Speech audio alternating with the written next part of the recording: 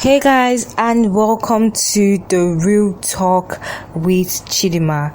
For those who do not know, this is where we talk about trending issues. In fact, trending issues that are very serious.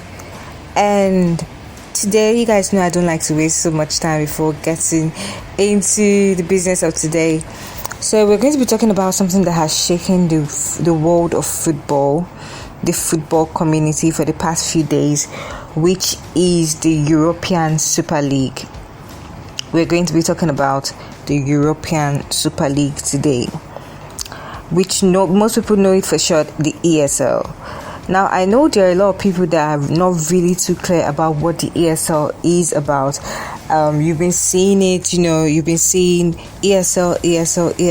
What is ESL? What is it even about? You don't understand it. You don't understand what is at stake here and what it means for football if it finally comes true, and what it means for football supporters. So let's get right into business of the day.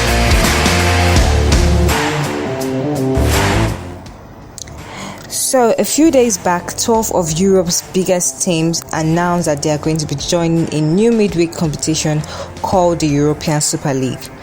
The teams are Arsenal, Tottenham, Chelsea, Manchester United, Atletico Madrid, AC Milan, Real Madrid, Juventus, Liverpool, Barcelona and Inter Milan. So far, reports have come in that Arsenal, Chelsea, Manchester United, in fact the big six, the six English teams involved in this ESL have pulled out, and I also heard that Juventus have also followed suit, like they've pulled out too. When the ESL was there, when it initially came, they said that 3 more clubs will be joining, and these 15 clubs will be joined by 5 more clubs. The ESL will be played during weekdays, and they're saying that this wouldn't stop the clubs involved in the ESL from participating in their various league football. Of course, these are some of the biggest clubs in Europe. In fact, you can't speak about European club football without mentioning these big shots.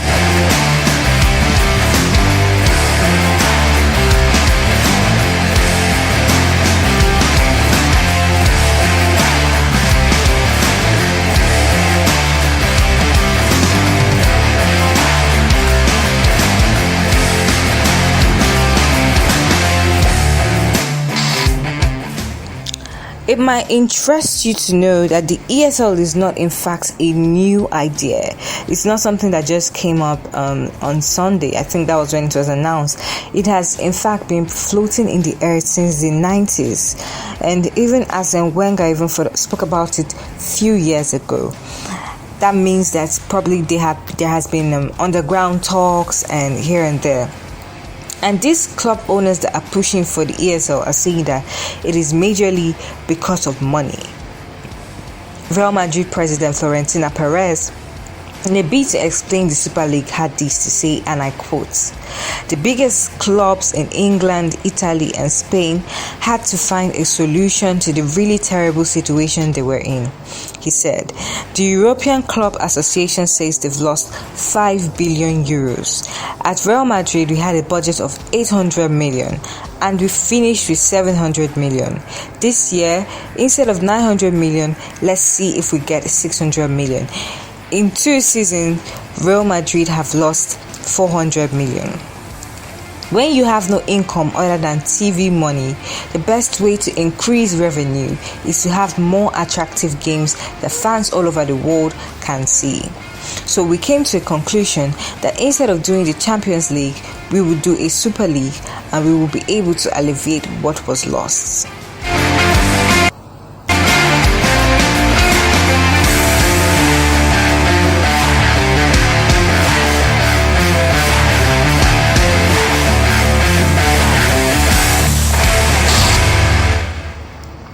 Now, since news about the ESL came out, fans had expressed outrage via social media platforms and even went ahead to stadiums like the Stamford Bridge, Anfield, and Tottenham today. They went to the stadium, and I even saw a video of fans chasing Club Liverpool's manager.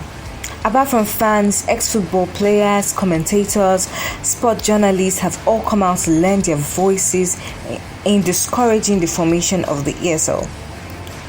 For me, it's quite funny how they didn't do it when the fans were allowed into the stadium, because it would have been tragic if they were, or if they're already turning up in numbers like this, trying to cause disarray at their club stadium. Imagine what would have happened if they were allowed into the stadium while their clubs are playing. Yesterday, Chelsea fans gathered outside Stamford Bridge before the kick of the match against Brighton.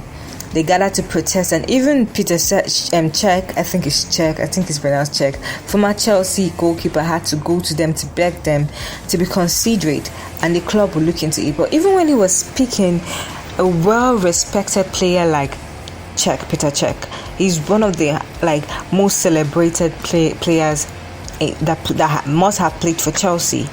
He couldn't even calm the crowd down. So while Chelsea's match was going on, news came in that Manchester United had pulled out of the ESL, and Chelsea were holding meetings with their executives and planning a breakaway from the European Super League. Later on, it was confirmed that all 6 English clubs had successfully pulled out from the ESL, to the relief of its players, fans, and in fact lovers of English football all over the world. So what could have made them to pull away? Probably pressure from the fans, or threats from the English FA, and pressure from the remaining teams in the English Premier League that were not in the ESL prompted the withdrawal from the ESL.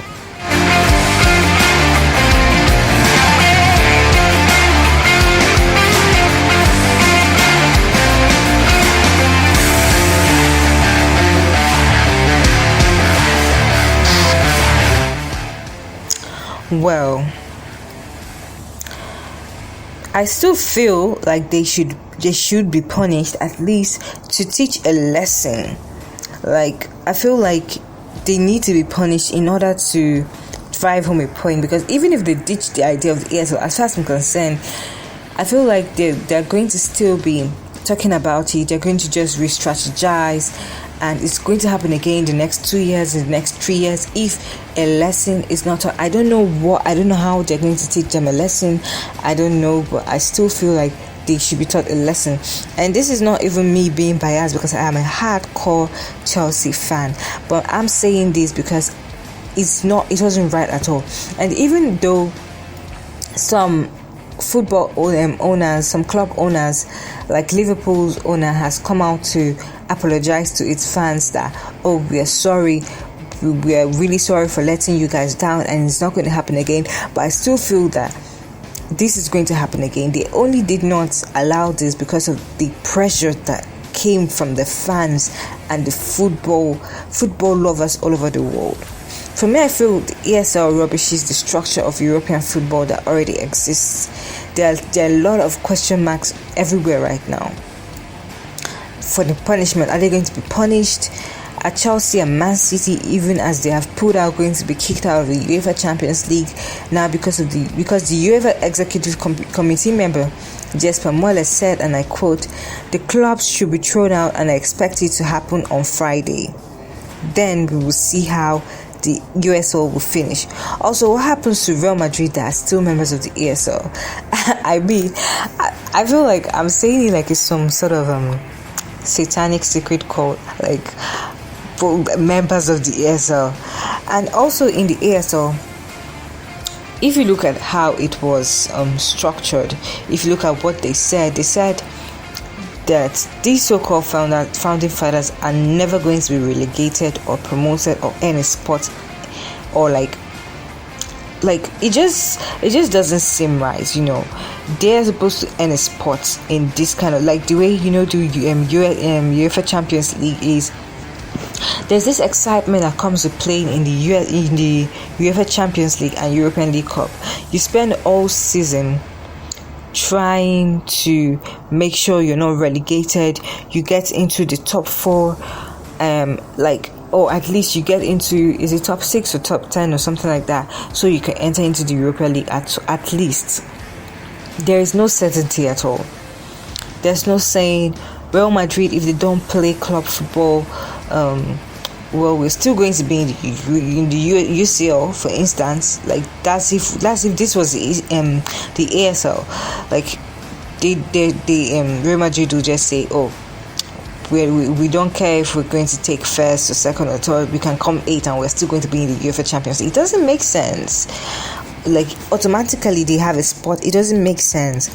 So it's just very, very crazy. Makes mockery of football in general, makes mockery of the fans, because it shows that these owners are not even lovers of football. They're just merely businessmen. And that's all they care about at this point, their money. They don't care about the fans, they don't care about the governing body, they don't care about anything. All they care about right now is their money. And it's so unfair on the part of fans, because for so long when the COVID-19 palaver came, we had to stay without football. And now football has started again. We're trying to relax, ease into some normalcy, and then boom, we are hit with this again. And I'm like, bro, can we catch a break? So much greed oozing around this ESL, and truthfully, it stinks. It stinks, truthfully.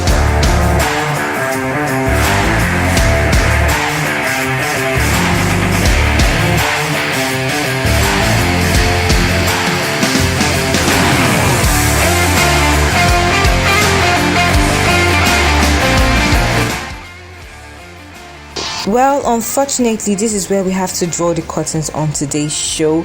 I know it's a difficult time for football lovers all over the world, especially supporters of the club that were involved and the ones that are still involved in the European Super League.